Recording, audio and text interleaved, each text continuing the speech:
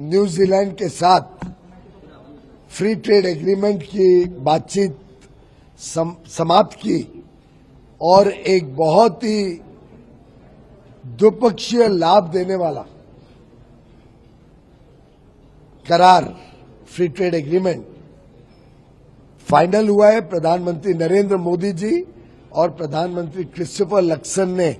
आज बातचीत की और बातचीत के दौरान ये फ्री ट्रेड एग्रीमेंट को मोहर लगाई, उसको स्वीकार किया। ये फ्री ट्रेड एग्रीमेंट भारत के विकसित भारत 2047 के संकल्प को तेजी से आगे बढ़ाने के लिए एक अहम पड़ाव रहेगा। ये 7वां फ्री ट्रेड एग्रीमेंट है जो भारत ने प्रधानमंत्री मोदी जी के नेतृत्व में गत 4 वर्षों में किया है और सभी फ्री ट्रेड एग्रीमेंट जो भारत ने मोदी जी के नेतृत्व में किए हैं वो भारत से ऐसे देशों के साथ किए हैं जो भारत के साथ स्पर्धा में नहीं है पर भारत के अर्थव्यवस्था को और बल देते हैं और तेजी से आगे बढ़ने के लिए मौके और अवसर देते हैं। 7वां एग्रीमेंट ऐसे देशों के साथ है जो विकसित हैं, जिनका पर कैपिटा जीडीपी भारत से कई गुना अधिक है, इसलिए स्पर्धा नहीं है, भारत की अर्थव्यवस्था को और मजबूत बनाने का माध्यम बनती है। आपने ये भी देखा होगा कि हमने हर फ्री ट्रेड एग्रीमेंट में हमारे किसानों के हित, हमारे मछुआरों के हित, हमारे डेयरी के हितों को संरक्षित रखा है। हमने हमारे एमएसएमई, लघु उद्योग, सक्षम लघु और मध्यम उद्योग को और बल देने वाले और तेजी से आगे बढ़ने वाले एफटीए किए। विशेषकर जो लेबर इंटेंसिव सेक्टर्स हैं, टेक्सटाइल्स, वस्त्र क्षेत्र, होम डेकोर, अपैरल, लेदर, चमड़े का व्यापार, engineering goods, auto components, handicrafts, handlooms, इन सब में नए अवसर खोलेगा। महाराष्ट्र की कोल्हापुरी चप्पल हो या अलग अलग ओडीओपी प्रोडक्ट्स हो, जीआई टैग प्रोडक्ट्स हो, महाराष्ट्र के किसानों का सामान हो, फल, सब्जियां, महाराष्ट्र के उद्योग और हमारे यहाँ पे ऑटोमोबाइल सेक्टर बहुत बड़ा है, महाराष्ट्र में ऑटो कंपोनेंट सेक्टर बहुत बड़ा है, इंजीनियरिंग सेक्टर बहुत बड़ा है, महाराष्ट्र में सर्विसेज देने वाले कई कंपनियां हैं और 118 सर्विसेज, बिजनेस री engineering, business processes, accounting, IT sector, telecom sector, कई सारे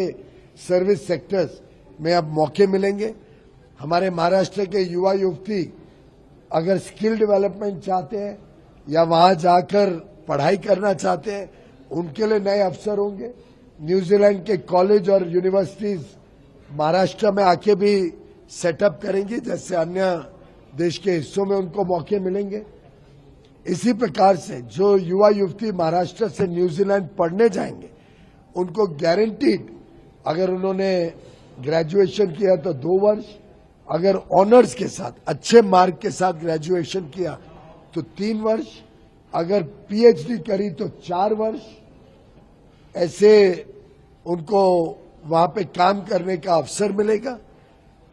ढेर सारे इस एफटीए में प्रावधान है, विशेषकर 1,80,000 करोड़ रुपए अगले 15 वर्ष में न्यूजीलैंड की कंपनियां निवेश करेंगी भारत में, जिसका हम सब जानते हैं कि एफडीआई में नंबर 1 महाराष्ट्र रहा है, वर्षों से रहा है और देवा भाऊ के नेतृत्व में, देवेंद्र फडणवीस के नेतृत्व में महाराष्ट्र में और अधिक एफडीआई आए और न्यूजीलैंड से भी एफडीआई महाराष्ट्र में आए, उसका हम महाराष्ट्र की सरकार के साथ प्रयास करेंगे और देश के कोने कोने तक हमारे किसानों को नई टेक्नोलॉजी के साथ, हमारे डेयरी को नई टेक्नोलॉजी के साथ प्रोडक्टिविटी बढ़ाने के लिए, हमारे फल फूल बनाने वाले, सब्जी बनाने वाले किसानों के लिए नई टेक्नोलॉजीज का लाभ मिले, ऐसे कई सारे प्रावधान इस एफटीए के माध्यम से भारत के किसानों की आमदनी, हमारे कामगारों की आमदनी, एमएसएमई सेक्टर के लिए नए रोजगार, नए विकास के मौके और हमारे युवा युवतियों को, स्टार्टअप्स को, स्पोर्ट्स के क्षेत्र में हमारे स्टार्टअप्स को, हमारे युवा युवतियों को शिक्षा और स्वास्थ्य के क्षेत्र में नए अवसर प्रदान करें।